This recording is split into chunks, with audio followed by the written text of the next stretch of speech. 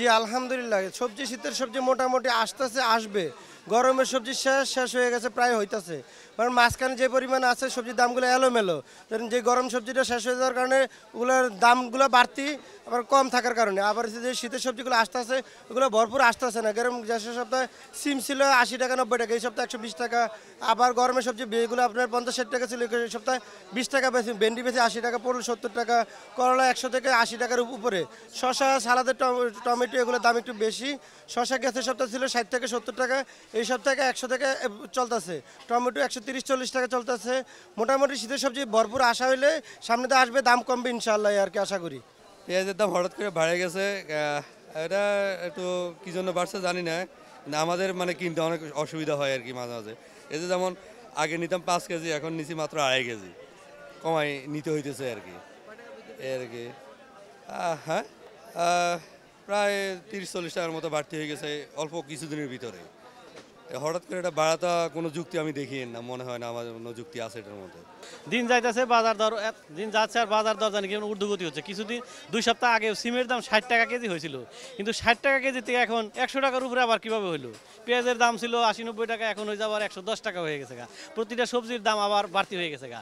শীতকাল আসছে, শীতকাল আসলে সবার একটা ধারণা ছিল যে শীতকাল যেহেতু আসছে তাহলে হয়তো বা সবজির দামটা কিছু কমে আসবে, কিন্তু এমন পর্যায়ে আসছে আবার সেই পূর্বের মতো হয়ে গেছে, যেটা 2 মাস আগে আমাদের দ্রব্যমূল্যের ঊর্ধ্বগতি ছিল।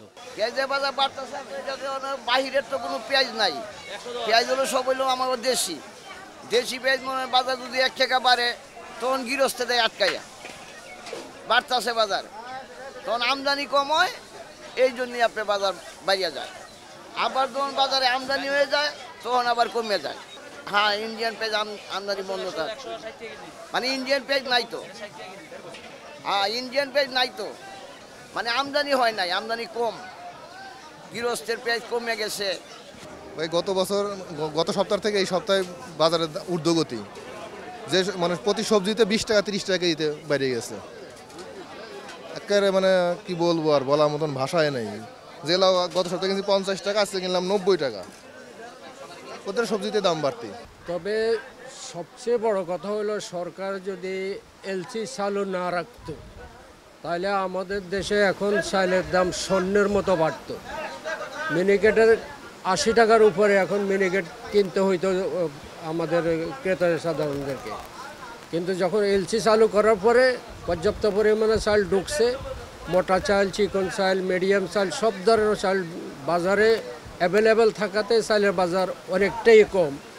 তাছাড়া সামনে আমাদের অগ্রণী আবার সিজন আছে, ওই দিক দিয়ে এলসি চালু আছে, চালের দাম মোটামুটি কমছে, আরও কমবে। আমি মনে করি এখন আর বাড়ার কোনো সম্ভাবনা নাই। যদি এলসি চালু থাকে কখনো চালের দাম বাড়বে না, এলসি বন্ধ হলে চালের দাম বাড়বে।